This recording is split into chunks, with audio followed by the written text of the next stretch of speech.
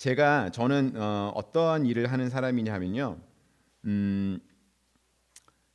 목사인데 저는 교회에서 사역을 하지 않고 호스피스에서 사역을 합니다. 한국에도 요즘은 호스피스가 많이 있어서 들어보신 분들 많이 계시겠지만 저는 호스피스의 원목이에요. 이 병원에 가면 기독교 계통 병원에 가면 세계로 병원 아직도 있죠. 가면 거기에 원목이 계시거든요. 병원 원목. 저는 호스피스의 원목이에요. 호스피스는 병원하고는 조금 달라서 병원에서 의사 선생님들이 이제 우리가 질병을 얻으면 이제 치료를 해주시죠. 그런데 중증 환자, 암이 있거나 중증 질환이 있거나 이런 분들 중에서 안타깝게도 이제 더 이상 치료를 해도 의미가 없습니다. 라고 이렇게 판단이 되어지면 의사 선생님들께서 이 환자분들께 호스피스 케어를 받으시는 게 어떻습니까? 라고 추천을 하게 됩니다. 그럼 호스피스에서 이 환자분들이 돌아가실 때까지 편안하게 계실 수 있도록 도와드리는 일을 합니다. 그러니까 질병으로 인해서 계속 고통이 없이 통증이 없이 통증을 잡아드리고 또 질병으로 인한 여러 가지 증상으로 인해서 불편한 것들이 없게 도와드리는 일을 하는 곳이 호스피스예요. 거기서 저는 목사의 일을 해서 편찮으시고 이제 삶이 얼마 남지 않으신 분들, 죽음이 얼마 남지 않으신 분들을 신방하고 기도하고 위로하는 그런 일을 제가 합니다. 미국에서요. 그래서 제 환자들을 뵐 때마다 이분들은 삶이 얼마 남지 않으신 분들이 많아요. 그런데 이분들이 이런 말씀을 하십니다. 목사님, 편하게 죽었으면 좋겠어요. 편하게, 고통 없이 자다가 갔으면 좋겠어요. 이런 말씀들을 많이 하시거든요. 그런데 호스피스 환자들만 그렇겠습니까? 사실은요. 저희 부모님도 그런 말씀들을 가끔 하시고요. 저도 그러고 싶어요. 제가 죽을 때 고통 없이 통증 없이 그냥 밤에 잠자리에 들었다가 편하게 죽는 줄도 모르게 자는 중에 천국에 갔으면 좋겠어요. 우리 모두가 다 그런 소원이 있을 거예요. 그런데 제가 그런 이야기를 들을 때마다 저희 호스피스 환자들이나 다른 분들께 그런 말씀을 들을 때마다 편안하게 죽었으면 좋겠다라고 이야기하시는 분들은 많지만 내가 죽은 다음에도 편안했으면 좋겠다라고 이야기하는 사람은 아무도 못 봤어요.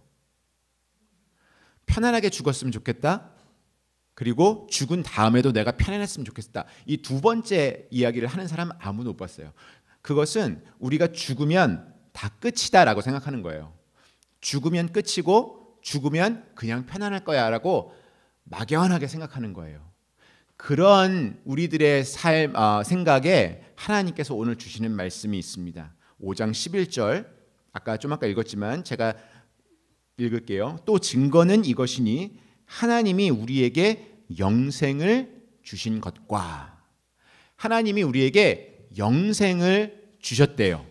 하나님이 우리에게 영생을 주신 것이 팩트예요. 그게 뭐냐 하면 우리가 이 세상에서 죽어도 그러니까 우리의 심장이 이 세상에서의 삶에서 멈추어도 거기서 끝이 아니고 그 다음에 계속 이어질 영원한 생명을 하나님께서 우리에게 주셨다는 거예요. 이 교회 다니지 않고 예수님 믿지 않는 사람들은 이것을 사후 세계라고 표현을 하거든요. 그러니까 영생을 주셨다는 의미는 우리가 이 세상에서 여기 어린 친구들은 예를 들면 10살에 예수님을 믿은 친구도 있겠고 어떤 분들은 30살에 예수님을 믿은 분들도 있겠고 어떤 분들은 65에 믿은 분들도 있겠고 우리가 예수님을 믿은 그 시점은 다 다르지 않습니까?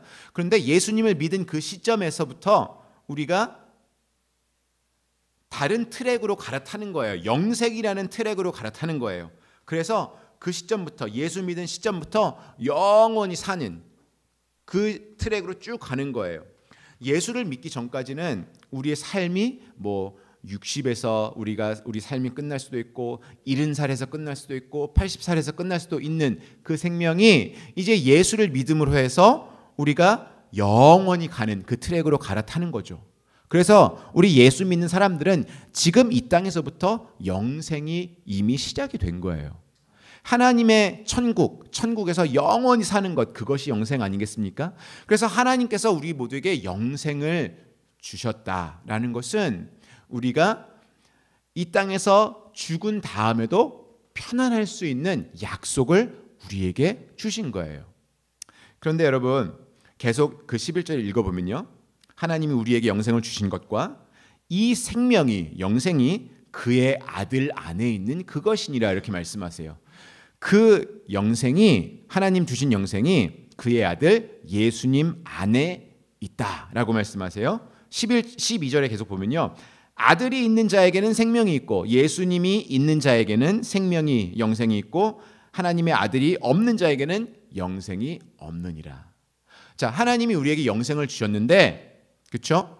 그 영생을 내 것으로 만들기 위해서는, 그 영생의 트랙으로 쭉 가기 위해서는 하나님의 아들 예수님이 내 안에 있어야 된대요. 그래서 내가 그 예수님을 믿으면 영생을 얻는 거래요. 죽은 다음에도 영원히 편안할 수 있대요. 이것이 구원이에요. 구원, 영생을 얻는 것. 그걸 어떻게 하셨는지요? 하나님께서 그 구원을 우리에게 어떻게 주셨는지 말씀드릴게요. 잘 들으세요.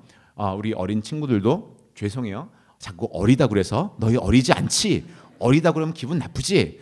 근데 여기서는 어르신들 계시니까 우리 그렇게 편하게 얘기하자. 하나님께서 우리에게 어떻게 영생을 주셨는지 바로 이거예요. 제가 저희 호스피스 환자들에게 가서 복음을 전할 때, 전도를 할 때 이렇게 이야기합니다. 할아버지, 하나님께서 할아버지를 너무너무 사랑하신대요. 이렇게 얘기하면 거의 다 알고 있어, 이렇게 대답을 하는 사람들이 많아요. 왜 그러냐면 미국은 기독교적인 신앙에서 그 발전되어 오고 모든 문화가 거기서부터 시작된 면들이 많기 때문에 하나님이라는 개념들이 강해요. 거의 모든 사람들이. 그래서 하나님이 사랑한다라는 그 개념들이 있어서 하나님께서 할아버지를 사랑하신대요. 그러면 네, 알아요, 이런 식으로 대답을 하거든요. 그 다음에 제가 또 얘기를 합니다. 하나님이 할아버지를 얼마나 많이 사랑하시냐 하면 그 아들 예수님을 희생시키면서까지 할아버지를 살리고자 하셨어요. 할아버지는 할아버지의 아들을 희생시키면서 다른 사람을 살리실 수 있겠어요? 아니죠. 왜? 할아버지는 할아버지의 아들을 너무 사랑하니까. 그렇잖아요? 근데 하나님은 그 아들을 희생시키면서 죽게 하면서까지 할아버지를 살리셨대요. 영원히 살게 하셨대요. 그럼 이게 하나님이 할아버지를 얼마나 많이 사랑하는 거예요?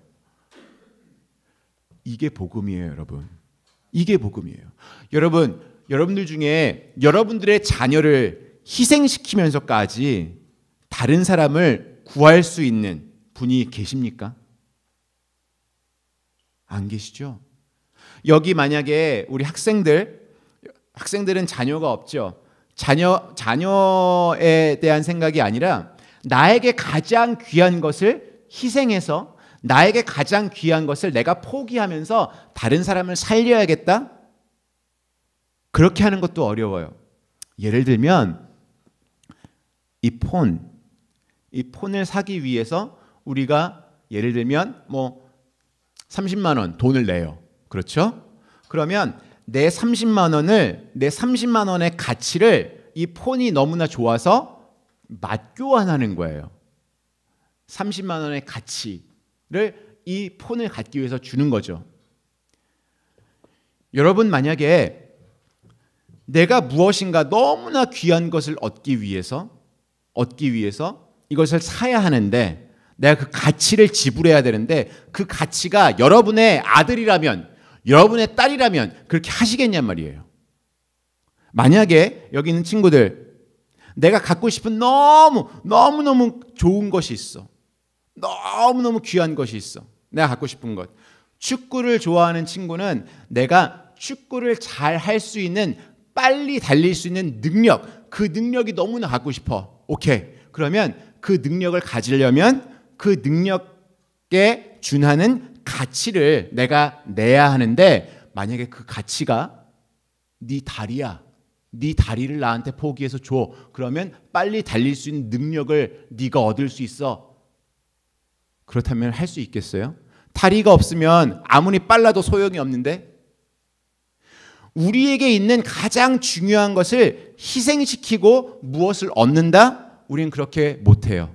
그냥 그렇게까지 귀한 것이면 내가 가지고 있어요. 그것과는 아무것도 맞바꿀 수 없을 만큼 나한테 귀한 거니까.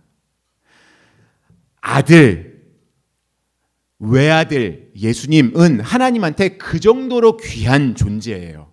그런데 하나님은 그 아들을 지불하시고 가치로 내시고 무엇을 얻으셨는 줄 알아요? 하나님이 얻으신 게 여러분이에요. 여러분의 가치가 하나님의 아들 예수님이에요. 저는 그게 정말 이해가 안 가요. 지금도 이해가 안 가요. 하나님이 나를 살리시려고, 나에게 영생을 주시려고 아들 예수님을 페이하셨다? 왜냐하면 나한테 그럴 가치가 있어? 하나님이 아들을 죽일 만큼 내가 가치가 있어? 그 생각이 들어요. 나도 내가 싫을 때가 너무 많거든요. 저 자신도 제가 싫을 때가 너무 많아요. 왜 나는 이 모양 이 꼴이지? 왜 나는 남들이 하는 거 못하지? 나도 내 가치를 매기기가 힘든데 하나님께서는 자신의 아들을 희생시키면서 나를 구원하셨대요. 내 안에, 여러분들 안에 하나님의 아들 예수님의 가치가 있다는 거예요. 우리 3절, 오늘 본 5장, 요한일서 5장 3절을 제가 한 번만 읽어볼게요. 3절에 뭐라고 나와 있냐면요, 하나님을 사랑하는 것은 이것이니 우리가 그의 계명들을 지키는 것이라. 그의 계명들은 무거운 것이 아니로다. 계명에 대한 얘기가 나와요. 계명을 지키는 것이 무거운 것이 아니로다. 그러니까 부담되는 게 아니라는 거예요. 10계명이 있죠. 10계명에 있는 계명들을 지키는 게 사실은 우리가 부담될 때가 있어요. 10계명이 아니더라도 하나님 앞에서 내가 바로 올바른 행동을 해야 되는 게 부담스러울 때가 있어요. 예를 들면 매일매일 성경을 읽고 큐티를 한다든지, 하나님 앞에 매일매일 시간을 정해놓고 기도를 한다든지, 또 10계명에 있는 주의를 잘 지킨다든지, 부모님을 공경한다든지, 이런 게 부담스러울 때가 있는데, 여기서 말하는 게 그 계명들은 무겁지 않대요. 부담스럽지 않대요. 왜냐하면 계명을 내가 구원받기 위해서 지키는 거면 부담스러워요. 내가 이걸 잘하면 하나님이 나한테 영생을 주시겠지. 그런 원리로 계명을 지키면 부담스러워요. 그런데 그게 아니고, 계명은 하나님께서 나에게 구원을 주셨으니까 그 구원의 결과로 하나님께 너무 감사해서 지키는 것들이 계명이라는 거예요. 그 영생이 감사하고 영생이 즐겁고 그러면 계명을 지키는 일이 나한테 하나도 부담스럽지 않다는 거예요. 사랑하는 사람이 내 옆에 있어서 그 사람의 말대로 내가 행하는 것은 하나도 어렵지가 않아요. 만약에 여러분 계명을 잘 지켜야만 내가 너한테 영생을 줄 거야 라고 하나님이 이야기하셨으면 하나님 편에서 볼 때는 굉장히 쉬웠을 거예요. 그렇죠? 야, 너희 10계명 중에 5개만 지키면 내가 영생을 줄게. 4개 지키면 안 돼. 땡, 탈락이야. 영생 안 줘. 하나님이 그런 식으로 우리에게 성적을 매기셨으면 하나님 정말 편하셨을 거예요. 아들을 죽이지 않으셨어도 돼요. 예수 그리스도를 우리를 위해서 희생시키지 않으셨어도 돼요. 굳이. 왜? 그렇죠? 근데 하나님 그렇게 안 하셨어요. 율법으로 우리에게 성적을 매기셔서 우리한테 구원이라는, 영생이라는 선물을 주지 않으셨어요. 오히려 굳이 그 귀한 아들, 하나님에게 가장 귀한 아들을 죽이면서까지, 야, 이 아들은 너의 죄값을 치르려고 죽었어라고 하셨어요. 왜 그러셨을까? 왜 그렇게까지 하셨을까? 그것은 하나님께서 우리에게 알려주시는 거예요. 너를 구원하기 위해서, 너에게 영생을 주기 위해서 나도 이만큼 크게 헌신하고 나도 이렇게 열심을 내고 내가 이만큼 너희들을 사랑하는 거야. 거기다가 우리의 죄가 그만큼 무거운 거예요. 우리가 율법을 10계명 중에 5개를 지키거나 7개를 지키는 것으로 우리의 죄를 다 상쇄할 수 없을 만큼, 우리가 계명 몇 가지 지켜서 우리 죄를 다 씻어낼 수 없을 만큼 우리 죄가 너무 커요. 그 죄는 무엇으로만 해결이 될 수 있냐 하면 그 죄값이 치루어질 수 있는 단 한 가지는 죄 없는 희생양이 나를 대신해서 죽어야 돼요. 피를 흘리고 죽어야 돼요. 그것이 예수님이란 말이에요. 하나님은 그래서 그 아들 예수님을 죽게 하신 거죠. 5절을 잠깐 볼까요? 같은 장에 5절에 이렇게 나와 있어요. 예수께서 하나님의 아들이심을 믿는 자가 아니면 세상을 이기는 자가 누구뇨? 예수께서 하나님의 아들이심을 믿으면 세상에서 승리를 한대요. 우리가 예수님이 나의 죄 때문에 죽으시고 나의 죄값을 내가 스스로 치루었어야 하는데 예수님이 나를 대신해서 그 죄값을 치르고 나를 대신해서 돌아가셨습니다라는 것을 믿으면 우리가 승리한대요. 이건 무슨 말이냐? 율법을 잘 지켰다고 생각해 봅시다. 좀 아까 말씀드렸지만 율법을 한 10계명 중에 9가지 정도 지켰어요. 10계명 10가지 계명 중에 9가지를 지켜서 내가 굉장히 뿌듯해요. 하나님, 나 잘했죠? 영생 주세요. 구원 주세요. 천국 가게 해 주세요. 죽은 다음에도 편안하게 해 주세요. 그렇게 하면 내가 내 힘으로 승리했다는 자부심이 생기는 거예요. 하나님은 너희들의 힘으로 절대로 승리할 수 없다라는 것을 보여주시는 거예요. 우리가 오늘 9가지 계명을 지키잖아요. 그럼 여러분 내일도 9가지 지키실 수 있을 것 같아요? 못 그래요. 내일 또 다른 날이 오면 우리는 6가지, 5가지밖에 지키지 못할 거예요. 그리고 그 다음 주가 되면 마음 굳게 먹으면 한 8가지 또 지킬 수 있고 우리는 계속 승리하지도 못해요. 하나님이 우리에게 주신 것은 이 죄 없는 예수님, 하나님의 아들이 그 율법을 100% 다 완벽하게 지키셨고 그 예수님이 죽으심으로 인해서 예수님의 완벽하심이 우리에게 그대로 왔다는 거예요. 그래서 그것으로 내가 율법 지켜서 승리한 게 아니고 예수님께서 완벽하게 율법을 지키셔서 내가 승리한 거예요. 승리했다는 것은 여러분들 이렇게 생각하시면 돼요. 무언가를 딛고 일어서서 이기는 게 승리 아니에요? 그런데 이 세상에서 불안하고 두렵고 하는 그것들을 우리가 딛고 일어서기가 정말 힘들어요. 나를 끊임없이 불안하게 하고 나를 끊임없이 두렵게 하는 것들. 학교를 다니는 학생들은 뭐가 제일 두려워요? 시험 보는 날, 성적표 나오는 날 제일 불안하고 두려워요. 또 학생들이나 우리 젊은이들 같은 경우에는 내가 좋은 대학교에 갈 수 있을까? 대학교를 졸업하면 내가 원하는 직장에 취업할 수 있을까? 내가 또 취업을 하면 내가 결혼을 할 수 있을까? 결혼을 하면 내가 원하는 집에, 내가 원하는 지역에 살 수 있을까? 그리고 그 다음엔 내가 원하는 만큼 내 자녀들을 뒷받침해 줄 수 있을까? 내 자녀들은 좋은 학교에 갈 수 있을까? 내 자녀들은 좋은 직장에 취업할 수 있을까? 똑같은 두려움, 똑같은 불안함들이 계속 반복이 돼요. 우리에게 있는 이 세상이 주는 불안함, 두려움, 그것을 우리가 극복하는 승리가 예수님 안에 있다는 겁니다. 근데 그러한 불안함들, 일상생활에서 오는 그 불안함들과 두려움들을 이기는 게 여러분들 쉽습니까? 하루는 괜찮아 그러면서 좀 이긴 것 같으면서도 그 다음날 가면 이 생각이 또 들어와가지고 어떡하지? 나 시험 못 보면 어떡하지? 나 대학 못 가면 어떡하지? 나 취직 못하면 어떡하지? 이게 또 오고 계속 이게 왔다 갔다 하잖아요. 로마서 8장 32절을 한번 볼까요? 로마서 8장 32절 여기 혹시 있나요? 32절이었어요. 죄송합니다. 여기 22절인데 제가 로마서 8장 32절 읽어드릴게요.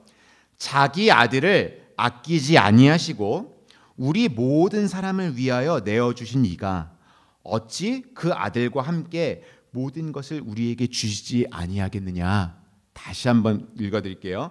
자기 아들을 아끼지 않고 우리 모든 사람을 위하여 내주신 이가 어찌 그 아들과 함께 모든 것을 우리에게 주시지 아니하겠느냐. 그러니까 이 말씀이 뭐냐면 하나님께서 그 아들 정말 귀한 정말 아끼는 그 독생자 아들 예수님까지 우리를 위해서 희생 제물로 내주셨는데 그것까지 해주셨는데 다른 모든 것 정말 예수님에 비하면 짜잘하고 작은 것 우리의 걱정거리들 그것까지 하나님께서 해결해 주시지 않겠느냐 이 말씀이에요. 하나님은요 저와 여러분을 위해서 굳이 그 아들을 그 귀한 아들을 죽이면서까지 우리를 구원하셨어요. 우리를 하나님의 자녀로 만드셨어요. 그러면 아까 말씀드렸죠. 우리 안에 예수 그리스도의 가치가 있는 거예요. 하나님의 아들 예수님의 가치가 있는 거예요. 하나님이 우리를 보시면 야 너는 내 아들 예수의 의로움이 너의 안에 있어 라고 보시는 거예요. 그럴 만큼 중요하고 귀한 여러분들인데 그럴 만큼 중요한 가치가 있는 사람들인데 대학 못 가고 좋은 직장 못 간다고 여러분들 그 삶에서 실패하고 낙심하게 놔두시겠습니까? 하나님이 아들의 생명이라는 그 어마어마한 가치를 심어서 나의 자녀로 만드셨는데 여러분들 그렇게 작은 일들로 인하여서 실패하고 넘어지게 놔두시겠냐고요. 하나님이 내 아들 예수의 그 생명의 가치를 너희 안에서 계속 지속되게 하기 위해서라도 그러한 두려움들, 그러한 불안함들로 너희들을 채우지 않게 할 거야 라고 약속해 주시는 말씀이 로마서 8장 32절이에요.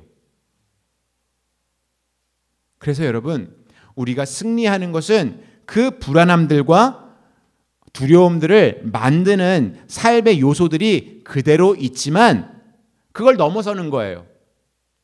나에게는 예수의 가치가 있어. 예수님의 가치가 있어. 그래서 내가 조금 어려움을 겪어서 좋은 학교에 가지 못하더라도 내 인생이 실패하는 게 아니야. 내가 남들만큼 좋은 직장에 취업하지 못하더라도 나에게는 예수의 가치가 있어. 하나님께서 무려 예수를 죽게 하시면서까지 나를 하나님의 아들로 딸로 만들어주신 그 가치가 나에게 있어. 그 두려움, 불안함, 그것보다 나는 훨씬 더 가치 있는 사람이야. 이렇게 믿으셔도 된다는 거예요. 여러분 우리가 아무리 기도해도요 많은 때에 우리가 걱정하고 근심하고 불안해하던 일들이 그 상황들이 사실은 없어지지 않는 때가 많아요. 나에게 병이 있다, 나에게 돈이 없다, 그 어려운 상황들을 하나님 해결해 주세요라고 많이 기도해도 사실은 그 어려운 상황들 자체가 없어지지 않고 그대로 있는 경우가 많아요. 그게 하나님께서 기도를 응답을 안 주시는 게 아니고요. 그 상황은 변하지 않고 그대로 있지만 내가 그 어려운 상황들, 문제들을 바라보는 시선이 바뀌는 거예요. 어떻게 바뀌냐?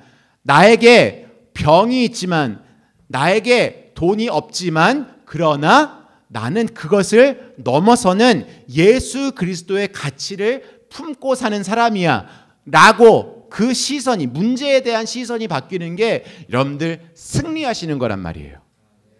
그래서 자꾸만 여러분들 불안하시고 두려움에 떨게 하는 문제가 생길 때마다 그 문제 자체를 해결하기 위해서 열심으로 노력하시는 게 아니라, 그 문제를 없애달라고 노력하시는 게 아니라, 하나님 앞에 하나님의 아들 예수님이 죽으셔서 내가 그 예수의 가치를 갖고 영생을 가지고 사는 사람이라는 것, 그걸 내가 좀 더 많이, 더 깊게 기억하게 해주세요. 그래서 이 두려움을, 이 문제에 대한 불안함을 이기게 해주세요. 이렇게 기도하시는 게 맞아요. 그렇게 기도하셔야 돼요. 하나님은 우리에게 엄청난 생명을 주셨어요. 영생을, 영원한 생명을 주셨어요. 그 아들을 죽이면서까지.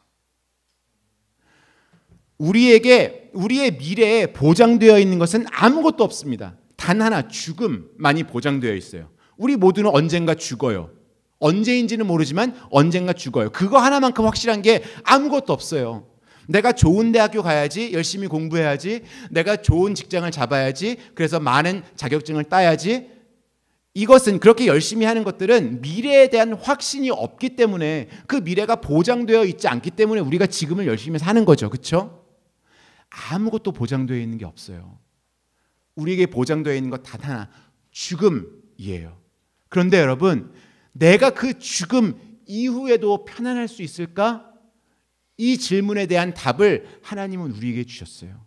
너희에게는 죽음이 보장되어 있는데 그 이후도 보장되어 있다. 무엇으로? 영생, 영원한 생명으로. 그래서 여러분, 기도하실 때 지금의 어려움들을 위해서 늘 기도하시지만, 생활의 문제들을 가지고 기도하시지만, 그러나 여러분, 생명의 소망을 하나님 나에게 더 깊게 집어넣어 주세요. 이것을 가지고 더 많이 기도하세요. 생활을 가지고 기도하시길보다 생명에 대해서 더 많은 기도를 하셔야 됩니다. 그럴 때 여러분들에게 그 모든 불안함, 두려움 사라질 것입니다. 기억하세요. 하나님은 여러분을 구원하실 때, 그 영생을 주실 때 무려 하나님의 아들 예수의 생명의 가치를 지불하고 여러분들을 구원하셨다는 것. 그 아들의 생명을 내어주시고 여러분들을 하나님 당신에 끌어와서 너는 내 아들이야, 내 딸이야 하셨다는 것. 꼭 기억하십시오. 기도하겠습니다.